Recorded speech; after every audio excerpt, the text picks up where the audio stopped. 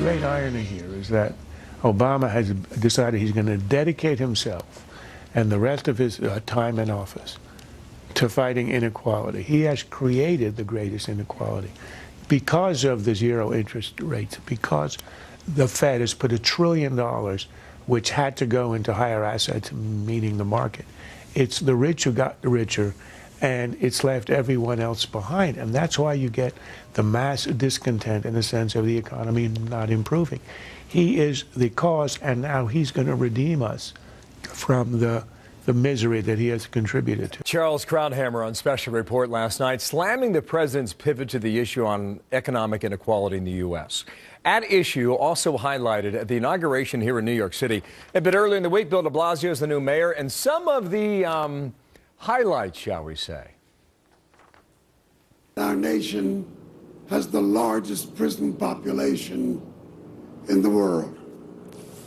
Much of that problem stems from issues of race, perpetuated by the depth of human indifference to poverty. We are called to put an end to economic and social inequalities that threaten to unravel the city we love. If it could only be nice and better. Rich Lowry, editor of National Review, and a Fox News contributor, Charles Payne, Fox Business Network anchor and co-host of Arnie Company. Gentlemen, good day to you. Good morning. I know you were watching with keen interest this past week. Rich, Krauthammer's point is that the president has not helped here with his policies. How would you address that? Yeah, well, the Federal Reserve and the policy of quantitative easing has pumped up the stock market. That doesn't help just the rich, but it does help a lot of rich people. But the broader point, Bill, and this is something the president neglects when he talks about this, inequality is a trend across the decades, across all presidencies, across every developed, advanced economy. It has to do with deep trends in our world, globalization, automation. So there's no way it's going to be stopped. And when President Obama or Bill de Blasio says somehow they're going to end, social and economic inequality, it's a pipe dream, and they can only do damage by trying to do it. Charles, what do you think of this debate? I don't disagree. I'm not too keen on it. I think it's too simplistic to say the Fed pumped up the market, but that's a different discussion. I think it's very simplistic.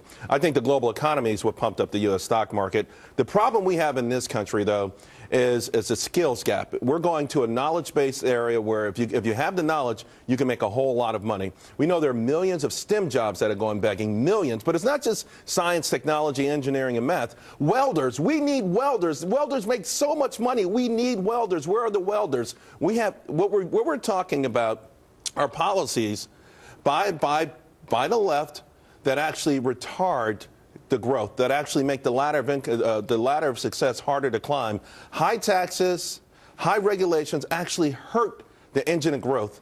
And that's what hurts the bottom from climbing up. Look at any place where you have Democrats in control, really seriously in control. States like California, cities like Washington, D.C., they've got the widest income inequality gaps.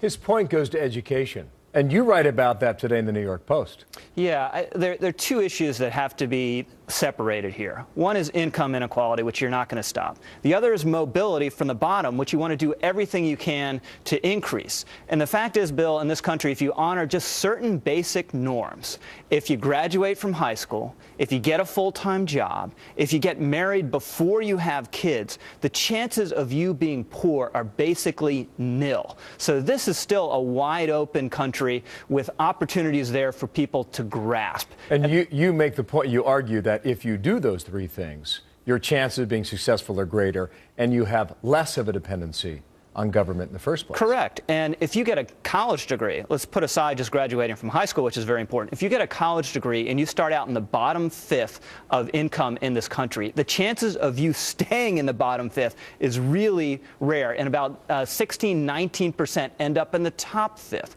So this is still a country where you can make the most of yourself. And we want to encourage people to do that. And just pounding on the rich and saying because Mark Zuckerberg's very rich, it hurts everyone else, that's nonsense. This guy's been talking about that for years.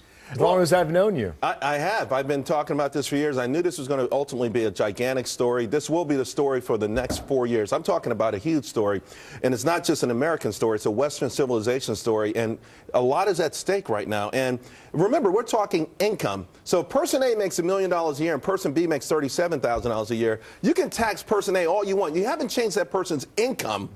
You have not changed the income. You got to get back to the things that Rich was talking about.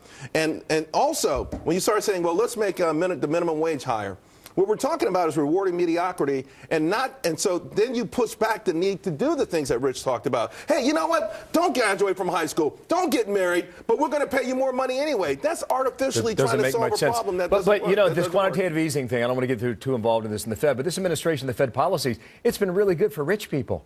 If you're wealthy, you made a ton of money over the last couple of years. Yeah, that is true. But that doesn't necessarily mean that the Fed's policy was wrong. And Charles knows more about monetary policy than I do. But when unemployment is high and when inflation is low, the Fed should be loose. And by the way, when you listen to Ben Bernanke complain, he complains about fiscal policy. That's what he's saying. He's saying what we did was right. What the president doing is hurting what we're trying to do. Gentlemen, thank you very much. Did anyone see anybody pull out a checkbook the other day at that inauguration ceremony? Did they? I'm pretty sure the hat went around somewhere, though. Did you see that? I mean, they were banging and banging and banging. I didn't see any money come out of their pocket. You first. Right on. Charles, thank you. Rich, thanks to you as well. Patty Ann, what